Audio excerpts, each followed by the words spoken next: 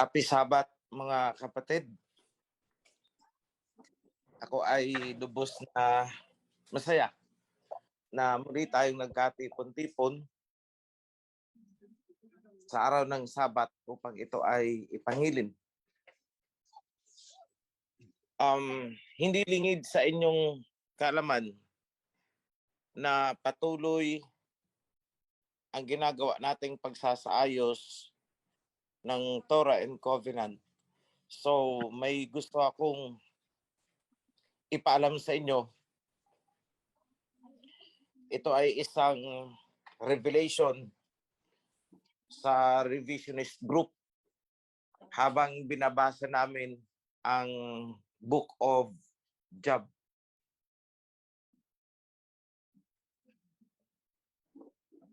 Isa sa pinakamahirap unawain ay ang Job. Maraming kuro-kuro, maraming mga sapantaha, maraming interpretasyon, maraming espekulasyon ang sinasabi tungkol dito sa Book of Job.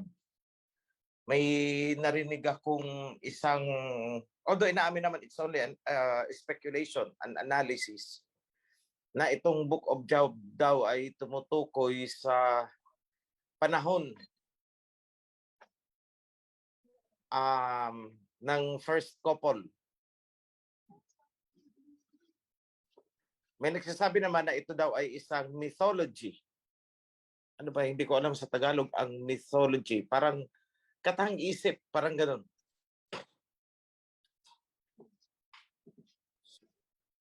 Pero ito ang sasabihin ko sa inyong lahat. Unang-una, tungkol sa panahon na tinutukoy ng pangyayaring ito. Surely ito ay nangyari pagkatapos ibigay ang covenant. Tapos na ibigay na ang covenant. Bakit ko nasabi na ang Book of Job ay sa kapanahunan ng covenant na? Kasi po kung mapapansin ninyo sa early part of Job, dinescribe dyan na si Job ay nagsasagawa na ng sin offering. Di ba? Sin offering.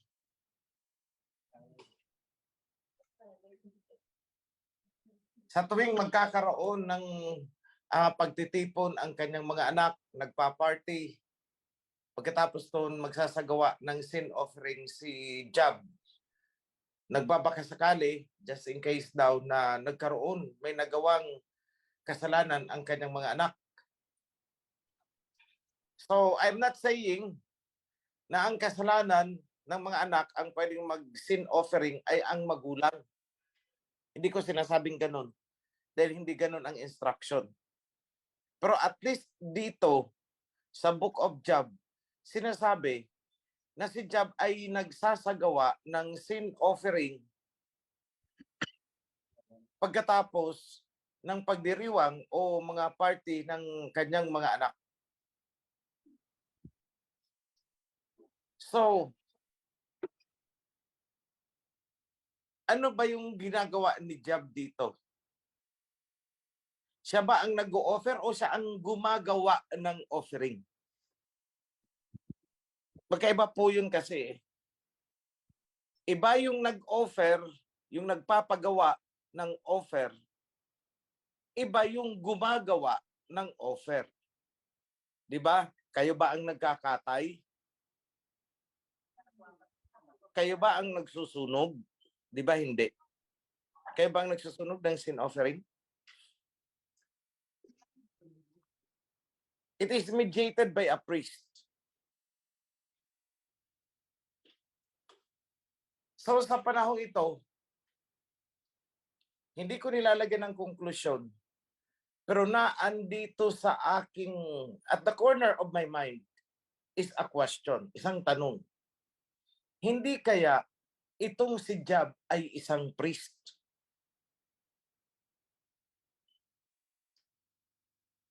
Kasi siya ang nagsasagawa ng offering. Sino bang nagsasagawa ng offering? Mga offering. Di ba yung priest? In behalf doon sa kawan, in behalf sa mga believers. That is another one. So we have resolved two questions. The first is, ang kapanahonang ito na tinutukoy sa istorya ni Job ay pagkatapos maibigay ang covenant. Bakit? Kasi may sin offering na. Defined as a sin offering. Isang bagay na hindi pa nag-i-exist bago ang covenant. Oo, nag-offer noon sina Abraham. Nag-offer si Abel. Pero hindi yun tinawag na sin offering. Kailan lang nagkaroon ng tinatawag na sin offering? Pagkatapos ibigay ang covenant. So resolve tayo dyan. No doubt. So, in my opinion, more or less, ito ay sa kapanahunan ni Elijah. Somewhere along the timeline. Bakit? Pansinin niyo ang mga pangalan. Eliphaz, Eliho, Elijah, Elisha. Yan ang kapanahunan ng mga ganyan ang mga tunog ng pangalan ng mga tao. So, that is another thing to consider.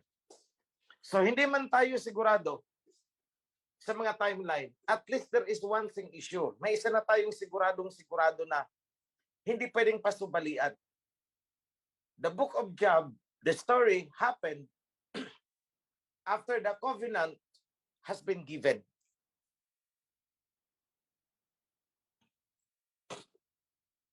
And there is the probability na itong si Job ay isang priest. Probability po. Hindi ko sinabing 101%. Bakit natin in-entertain ang probability na si Job ay isang priest? Kasi siya ang nagsasagawa ng offering. That is the indicator. The tip of the iceberg. Although, kulang ang mga information, ang mga detalye upang malagyan natin ng konklusyon. So, ngayon, pag-usapan natin, ano ba yung senaryo nito? Nasaan si Job? Ang sabi is, nasa east, nasa silangan. Nasaan tayo? Nasa silangan.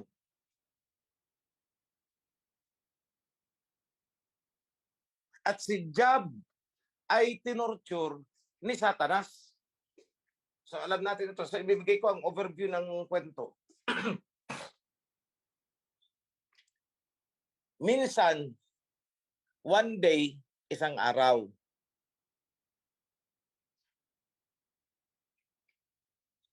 Nag-ipon ang mga angels before the Alhayam. At sumama din itong si Satanas. So, ibig sabihin, may access. Akyat panaog pa siya. So, sabi sa kanya ng Alhayam, ano bang ginagawa mo, Job? Satanas, saan ka ba galing? Ay, ako ay nagparinit pa rito, iniikot-ikot ang mundo. Tapos, sabi ng Alhayam, o ano, nakita mo ba si Job? Have you considered my faithful servant, loyal servant? Ang sabi ni Satanas, kaya naman yan sa'yo sunod ng sunod. Kasi, binubugbog mo ng mga blessings. Lahat binibigay mo. Kaya sumusunod sa'yo. Subukan mo, huwag mong bigyan ng blessings, alisin ang lahat ng nasa kanya. Ewan ko lang kung hindi ka sumpain yan sa mukha mo. He will curse you to your face. Eh di na-challenge ang alahayam. So tandaan niyo ito. Hinahamon ni Satanas ang alahayam. Hinahamon. So, ang sabi ng alahayam, sige, tingnan natin. Subukan natin. Sige, ikaw, pinapaubaya ako si Job sa iyong mga kamay. Pero, huwag mong sasaktan. Kunin mo lahat, ang lahat ng mga blessings na naibigay ko kay Job. Sige. So, naandun sa istorya na winasak lahat ng ari-arian ni Job, namatay ang mga anak, etc., etc. Then after that, naging faithful pa rin. Naging loyal pa rin si Job. So it's about loyalty. Ngayon, ito matanong ko sa inyo, bakit loyal si Job? Why? Bakit nandun yung loyalty? Through thick and thin. Anong ginagawa niya? Ang ganyang klaseng loyalty, na yumaman ako or humirap ako, dito ako sa aking alhayam, ang tawag dyan ay covenant. May nakipagkasundo si Job, so loyal siya. Pinangangatawanan niya, ang covenant, sa'yo ako. Sa kabila ng tinorment siya ni Satanas, sa'yo pa rin ako, alahayam. So what happened? Nabigo si Satanas. So one day, isang araw ulit, nag-iipon na naman ang mga angels. Sumama na naman si Satanas. So sabi ng alahayam sa kanya, o ano, Satanas, nakita mo na, loyal sa akin si Job. Sabi ni Satanas, hindi sapat yung inalis ang lahat ng kanyang ari-arian, kayamanan na naghirap siya. Hindi sapat yun. Subukan mo lang nabigyan ng sakit yan. Ewan ko lang kung hindi ka isumpa niyan. So ang sagot ulit ng alahayam, sige, pinapaubaya ko sa iyong kamay. Huwag mo lang papatayin. Yun ang usapan. Huwag mo lang papatayin. Ipapaubaya ko siya sa iyong kamay. Pero huwag mong papatayin. So tuwang-tuwa si Satanas. Pinuntahan niya si Job. Binigyan niya ng kung ano-anong sakit. Inuuod si Job. Buhay pa.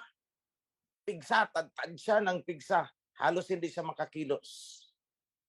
So sabi sa kanya, ng asawa niya, curse!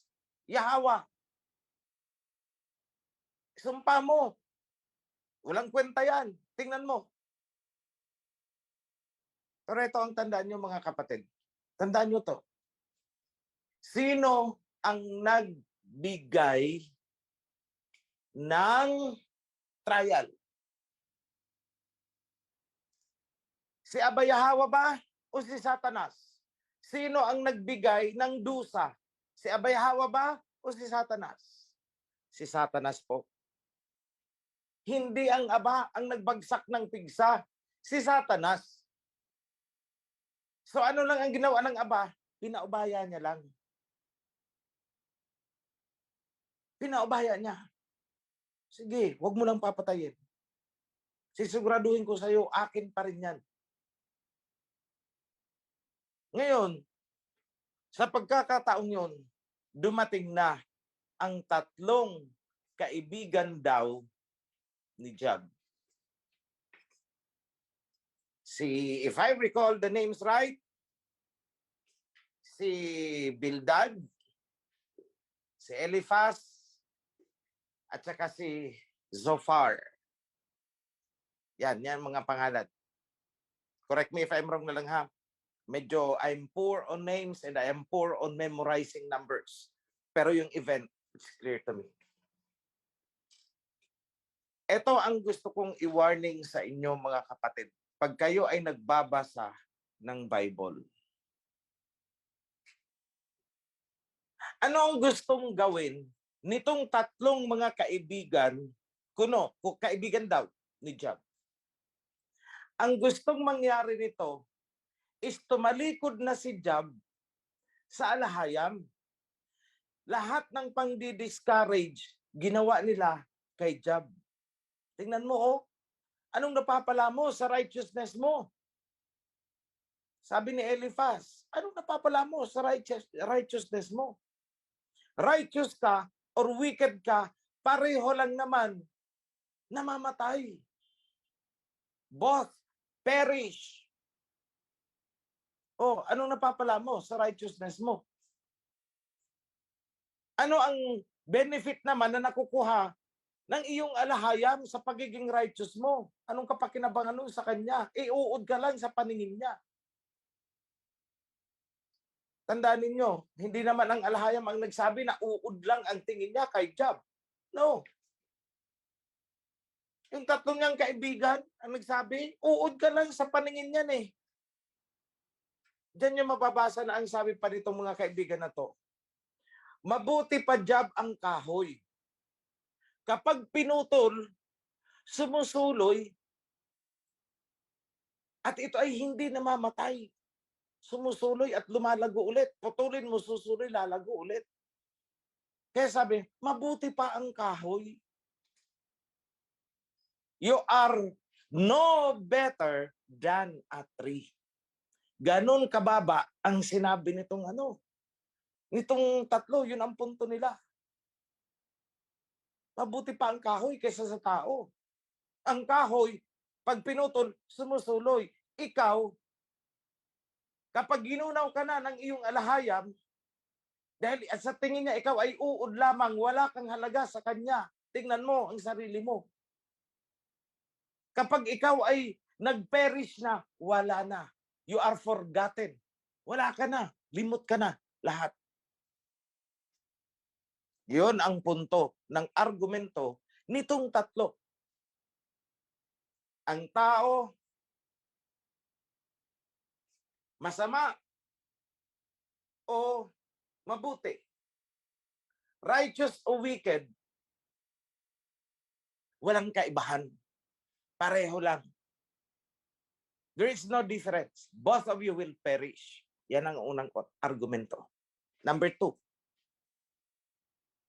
Ang tao is no better than other creatures. Mas mataas pa ang kahoy kaysa sa atin. Yun ang sinasabi nitong mga kaibigan ni Job.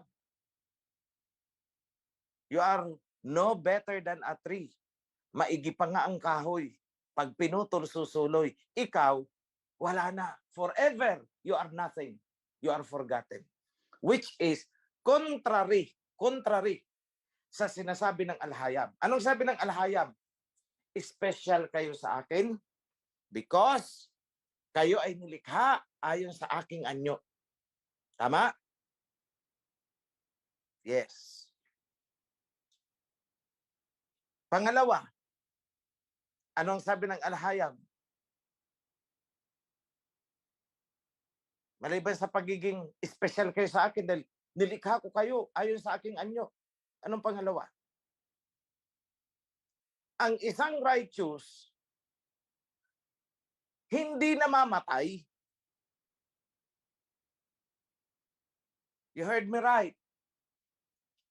Ang isang righteous na tao ay hindi namamatay. Sasabi niyo sa akin, OHC, nagsisinungaling ka, hindi na ako conforme dyan. Dadalhin ko kayo sa New Testament just to expound on this. Di ba ang sabi ni King Yahawashi? Yahweh is the alahayam of the living and not of the dead. Yung sinabi niya, di ba maliwanag sinabi ko sa inyo? Na ang alahayam ay hindi alahayam ng mga patay, kundi ng mga buhay. Siya ang alhayan ni na Abraham, ni na Isaac, at ni na Jacob. Sabi mo, mga patay na yun ah. Hindi. Bakit? Anong sabi ni Messiah Hawashai? Sa paningin ninyo, patay na itong sina Abraham, Isaac, and Jacob. Pero sa kamay ng aking ama, hindi sila namatay, buhay sila. Tandaan niyo yan. They are not dead. Buhay sila. Buhay si Abraham, buhay si Isaac, buhay si Jacob, buhay si Moses, buhay si Elijah, at ngayon ay bumabalik-balik sa atin. Tandaan niyo yan sinabi ko. They are alive. Buhay na buhay. Dahil sa kapangyarihan ni Abayahawa, hindi sila namatay because of their righteousness. Anong namatay sa kanila? Only the physical flesh. Ang physical flesh natin, parang yan ay parang damit lang, hinubad, libing mo. Kaya anong sabi ni Messiah Hawashai?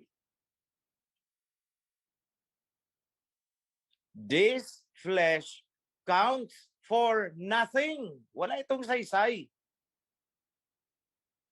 Huwag kayong matakot doon sa mga taong may kakayahang patayin ang inyong physical flesh. Matakot kayo doon sa nag-iisang may kakayahan na patayin ang inyong spirit o ang inyong consciousness. Ibig sabihin, may kakayahang patayin ka doon sa mataas na level. At doon, dito nyo rin may intindihan yung sinabi ni Messiah Hawashai doon sa time ng disciples na sabi, susunod ako sa iyo. Pero ililibing ko muna yung tatay ko. Tapos ang sabi ng Messiah, let the dead bury their own dead. Hayaan nyo na ang mga patay, ilibing ang kanilang mga patay. Maraming nahilo dyan. Kasi, itong mga hindi righteous, ibig sabihin, wala sa covenant. Because ang nagbibigay ng righteousness ay ang covenant. Itong mga hindi righteous, sa paningin ng Aba, sila ay mga patay. Sila ang tinatawag ng mga patay. Itong lahat ng taong ito na nakapaligid sa inyo, na namumuhay sa kadiliman, ayaw ng covenant. Sa paningin ng Aba, lahat sila ay patay. Kahit sila ay naglalakad dyan sa kalsada, sila ay patay. At hayaan mo silang ilibing nila ang kanilang mga patay. Yun lang ang ibig sabihin ng Messiah. Hayaan mo silang ilibing nila ang kanilang mga patay, the physical flesh ng mga kasama nila. Hayaan mo sila. Hayaan mo ang mga patay na ilibing ang kanilang mga patay. Yung unang word na patay, ang ibig sabihin, patay on the spiritual dimension. Sa patingin ng Aba, kayo ay patay sa akin. Why?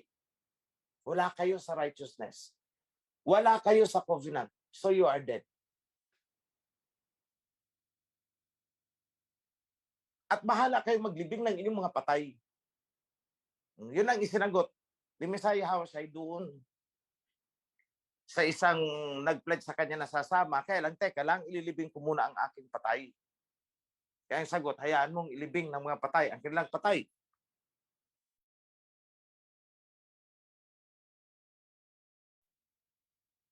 Ngayon, balikan natin si Job.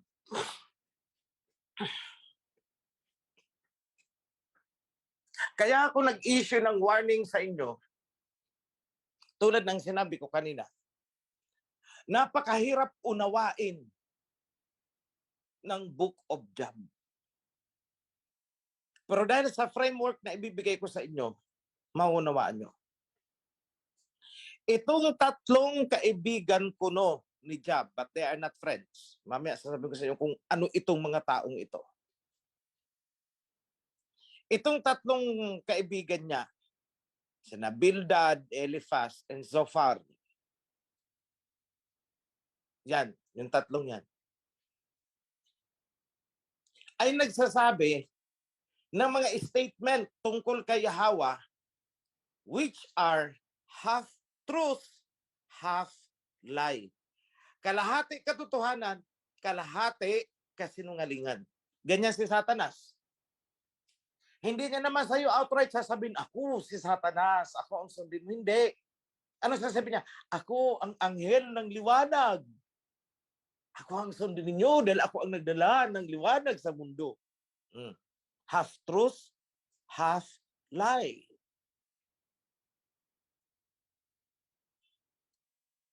So huwag kayong padadala doon sa matatamis na salita ng tatlong ito tungkol kay Yahweh. Kasi pag tiningnan nyo sa dulo, pipilipitin nila masama si Yahweh. Uod lang ang tingin niyan sa'yo, Job. Umalis ka na dyan. Wala kang mahihita dyan. At kung dinidiscourage nila si Job, sa loyalty ni Job, katapatan kay Aba, pinaalis sila, dinidiscourage sila. Saan pala nila iginigiya itong si Job? Common sense. Iginigiya nila papunta kay Satanas.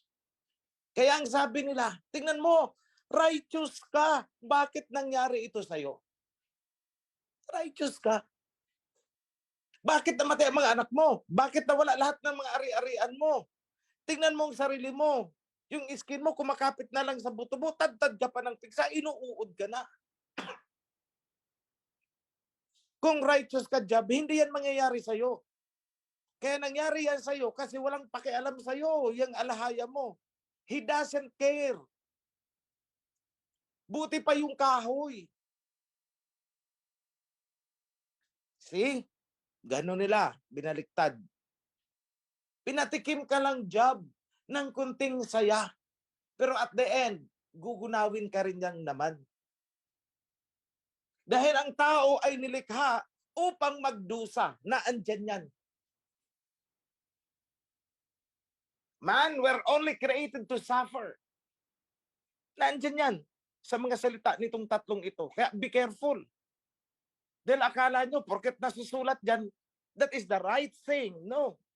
Ang sinasabi ng tatlo is yung sinasabi sa kanila ni Satanas. Yun ang ibinubuga ng dila nila kay Job. Tinotorment nila si Job. Lalo na itong si Eliphaz. Sabi niya kay Job, alam mo ba, na sa kadiliman ng gabi, habang ang mundo, ang mga tao ay natutulog, may isang espiritu na lumapit sa akin, tumayo sa harapan ko habang ako'y nakahiga.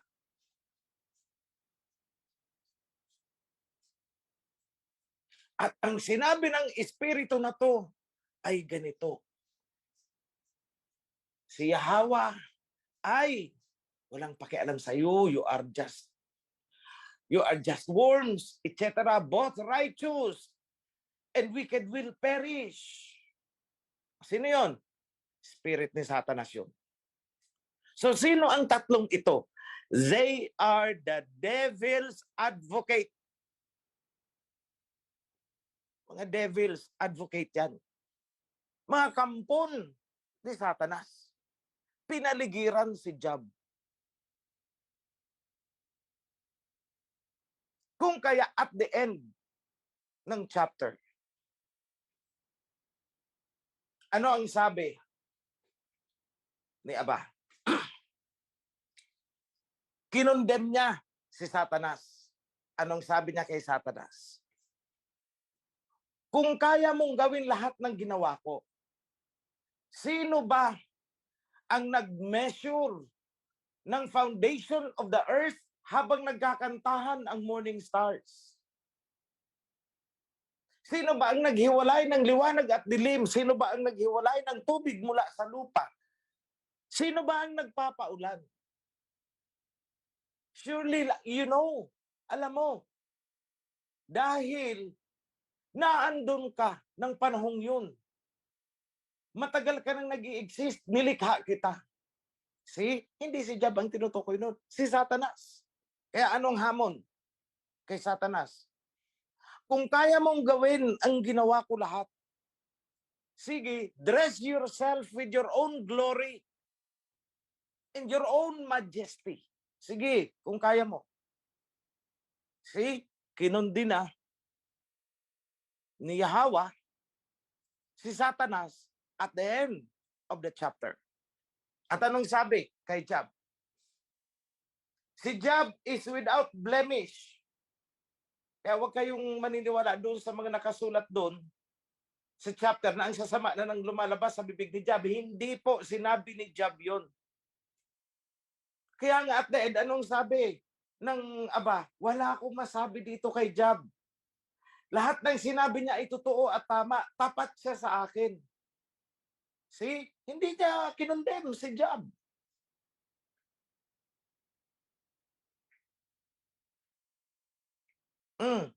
Sino ang pinanigan ni Alahayam? Si Elihu. Yung young, very young na servant ang tawag doon, servant of Yahweh. Pinagalitan niya si Job. Ikaw, Job, huwag mong patunayan ang righteousness mo. Rather, ipagtanggol mo si Yahweh. Mali ang ginagawa mo, Job. Unahin mo si Yahweh na ipagtanggol dito dahil sinisiraan nitong tatlong devil's advocate na to. Ikaw, ang ginawa mo, Job, inuna mo ang righteousness mo na ipinagtanggol mo. Hindi, si Yahweh ang ipagtanggol mo. Yun lang naman ang medyo defective kay Job. Dahil naging defensive si Job. Wala naman akong ginawang ganito. Wala akong inapi, wala akong inagrabyo, wala akong ganito. So he is trying to prove his righteousness and innocence. Rather, yung ipagtanggol niya si Yahweh na hindi totoo yan sinasabi ninyo tungkol sa aking alahayam. Hindi totoo yan sinasabi niyo na mas mahalaga pa ang kahoy kaysa sa tao. Hindi totoo yan sinasabi niyo na righteous or wicked, pareho lang ang pupuntahan. Hindi totoo yan, hindi ganyan ang aking alahayam. Dapat yun ang inuna ni Job. Rather than proving na ako ay walang inagrabyo, wala akong ginanito, wala akong tumutulong ako. So yun lang naman ang mali ni Job. Pero hindi yun kinonsider ni Aba na kasalanan ni Job. Hindi. Anong sabi ng Aba? Itong tatlong ito is not telling the truth about me. Hindi sila nagsasabi ng totoo tungkol sa akin. Oh, sino ang kinatigan ng Aba? Si Elihu. Si Elihu ang nagsasabi, siya ang nagtanggol sa akin. Oh, ikaw, Job, ibabalik ko sa iyo lahat ng nawala sa iyo. Hindi ako ang nagbigay ng padusa sa iyo, kundi si Satanas.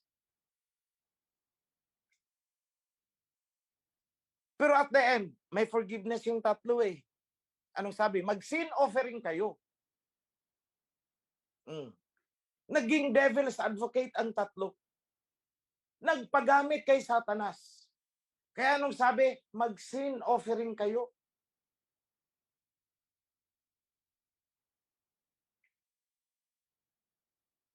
At ang pinuri ng Aba ay si Elihu. At sinabi niya kay Job, si Job ay blameless, faultless, malinis, righteous. So ngayon, bakit pinag-sin offering ang tatlo? Ulitin ko ulit. Dahil ang pangyayaring ito ay nangyari after nang naibigay ang covenant. May mga instruction about sin offering. Diyan ko kinuha yung principle nung may pinatawad akong isa na nagmamakaawa na gusto nang bumalik sa kawan. I said, mag-sin offering ka. So why am I telling the story about Job? Kasi po, maraming devil's advocate dyan sa paligid ninyo. Marami. Kakawan din, pero nagpapagamit sa dyablo. Kung ano-ano ang sinasabing paninira laban sa katuruan, butit natagpas ko na sila. Tungkol sa akin, sinisiraan ako. At tungkol sa kawan. They are the devil's advocate. Huwag kayong magpapagamit sa ganyang mga tao. Huwag kayong makikinig sa mga ganyang tao tulad ng ginawa ni Job, hindi siya nagpaguyo. Lahat ng paninira para lang i-discourage si Job ay ginawa ng tatlo. Ini-impluwensyahan si Job. Pero hindi nagpaguyo si Job. I am loyal to the covenant. I am loyal to Yahweh. In our case now, sa panahon natin, I am loyal to the covenant. I am loyal to Yahweh. And I am loyal to my king na sinugo niya. Sa panahon ni Job, sino ang sinugo ng alhayam? Si Eliho. Anong tawag niya kay Eliho? Mensahero, messenger. Tingnan niyo mabuti. Sa panahon ni Job, para mag-rescue kay Job o malalay, anong pinadala? Messenger. That was Eliho. Messenger is the exact term. Si Eliho was the messenger. Sent. Kasi muntik nang bumigay itong si Job eh. So Eliho was sent. In our time, dumating ako sa inyo. Bringing back the covenant. Reminding you about the covenant. Reminding you, pinapaalala ko sa inyo, ang tungkol sa ating alhayam na natabunan na at siniraan ng kung ano-ano mga relihiyon. I am reminding you everything na kailangan natin gawin. At dinala ko sa inyo ang salita. Ang verbo. The word that was present even during or before the creation. And the word was made flesh and dwelt among us. Sumasa atin ang salita na nagkaroon ng flesh. Tandaan niyo yan mga kapatid. Happy Sabbath sa inyong lahat.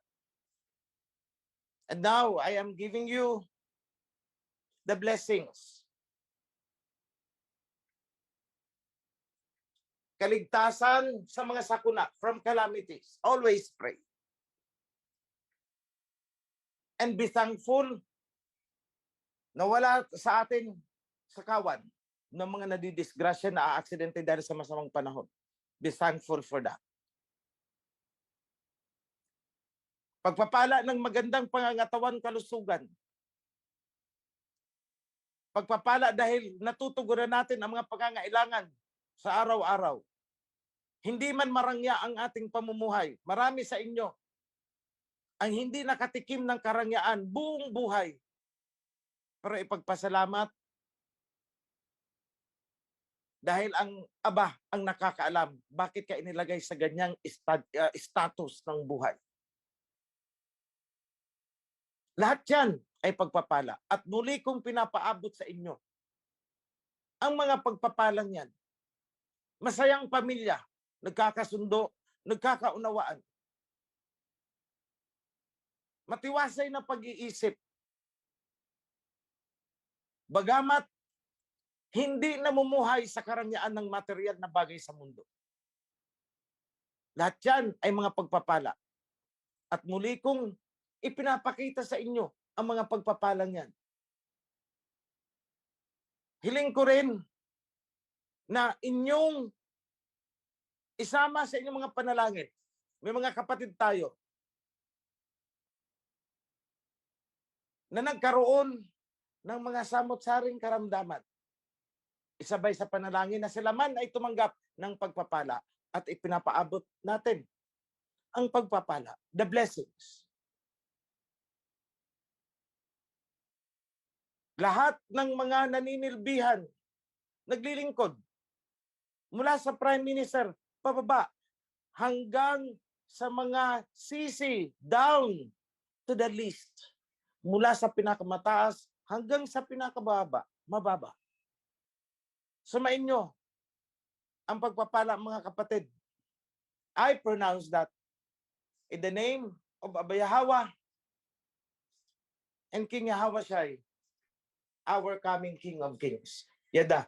Shalom, mga kapatid. Happy Sabbath.